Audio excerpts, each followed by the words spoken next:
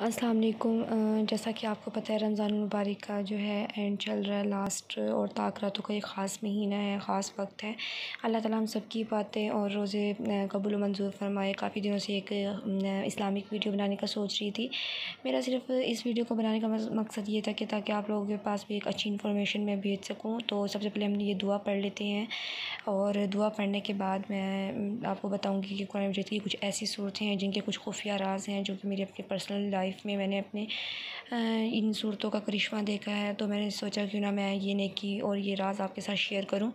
तो कुछ सूरतें कुरान पाक की जो हैं, वैसे तो पूरा कुरान पाक हिकमत से और राज से और रहमत से जो है वो मुनव्वर है, भरपूर है। लेकिन कुछ सूरतें जो हम मैंने अपना पर्सनल जो है ज़ाती एक्सपीरियंस किया, वो ये है कि सूरतुल वाक़िया जो है, ये अगर आप मगरिब के टाइम पढ़ेंगे हर मगरिब की नमाज़ के बाद रोज़ाना, तो आप रिस्क खुफिया तरीके से अपने पास आता रहेगा। कभी भी आप फ़िक्र फ़ाक़ा की आप पर नौबत नहीं आएगी और इसमें इस तरीके से आपकी बरकत होगी और इतना ज़्यादा आपकी रिस्क में बरकत होगी, फरावानी होगी कि आप खुद हैरान रह जाएंगे।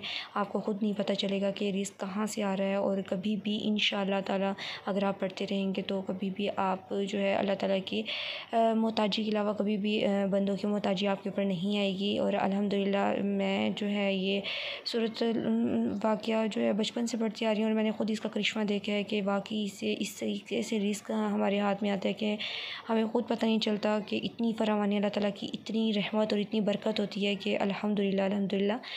और उसके बाद जो नेक्स्ट है वो सूरतुल यासीन है। सूरतुल यासीन का जैसे आपको सबको पता है कि एक कुरान पाक का दिल है और सूरतुल यासीन जो है वो फ़जर के टाइम पढ़नी चाहिए। फ़जर की नमाज़ के बाद वह मैं यकरुत पारे में है, 22वें पारे में। और इसका जो सबसे अहम फ़ायदा ये है कि इसको पढ़ने के बाद पूरा दिन जो हमारा बरकतों और रहमतों वाला गुज़रता है और इसके और भी बेशुमार जो हैं फ़ायदे हैं और बेशुमार नेकियां हैं। अल्लाह ताला हम सबको जो है ये सूरत रोज़ाना पढ़ने की तर्जुमे के साथ, तफसीर के साथ और एक दिल के साथ पढ़ने की तौफ़ीक अता फ़रमाए। और छोटी सी सूरत है, इतनी ज़्यादा बड़ी नहीं है, तो आप प्लीज़ अपनी ये रूटीन बनाएं रोज़ाना पढ़ने की। और उसके बाद सूरतुल मुल्क है जो कि 29वें पारे में है। सूरतुल मुल्क का आप सबको पता है, हुज़ूर पाक सल्लल्लाहु अलैहि वसल्लम ने भी इरशाद फरमाया कि हर मोमिन जो है हर इंसान इशा की नमाज़ के बाद सूरतुल मुल्क और सूरतुल दुखान ज़रूर पढ़ें, क्योंकि सूरतुल मुल्क जो है हमारे लिए एक साथी, एक दोस्त का काम देती है। ये मरने के बाद हमारे साथ कब्र में जो वाहिद चीज़ है वो सूरतुल मुल्क की रोशनी है, जो कि हमारे लिए ख़ास रोशनी, एक लाइट का काम देगी। और सूरतुल मुल्क का एक फ़ायदा ये है कि ये हमारे साथ कब्र में जो है जब बिल्कुल अंधेरा होगा तो सूरतुल मुल्क एक रोशनी की तरह हमारे साथ, एक दोस्त की तरह अल्लाह ताला ने इरशाद फरमाया कि ये रोशनी करेगी।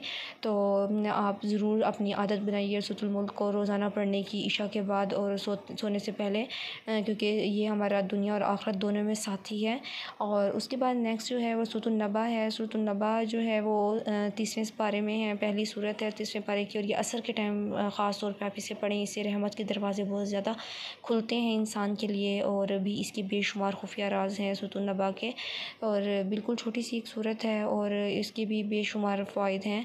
और उसके बाद जो है नेक्स्ट में है वो सूरतुल अलम नशरा है। अलम नशरा का मैं आपको कितने फ़ायदे बताऊँ, शायद उतने कम है। एक तो ये आपका सीना खोल देने के लिए, यानी कि आपका हाफ़ज़ा तेज़ करने के लिए, नॉलेज में इजाफ़े के लिए। और फिर उसके बाद ये मुश्किल में आसानी के फ़इन्न मअल उसरि युसरा, इसकी जो आयत है वो सबसे ज़्यादा, जो अगर आप परेशानी में हैं, मुश्किल में हैं, तो ये आयत रीड करें, इससे आपकी मुश्किल परेशानी हमेशा दूर हो जाएगी। मैं भी हमेशा यही पढ़ती हूँ। नेक्स्ट जो है वह सूरतुल बकरा है। सूरतुल बकरा के बारे में आप सब अच्छी तरह जानते हैं, लेकिन मैं एक बार फिर आपको बता दूं कि सबसे बड़ी सूरत है कुरान पाक की। और सूरतुल बकरा जो है ये एंड हाई पारे पर मुश्तमिल है। और इसका जो सबसे बड़ा मैं आपको करिश्मा बताऊं कि ये जादू, टोना और जहाँ सहर वगैरह इन चीज़ों से ये बचाती है हमें।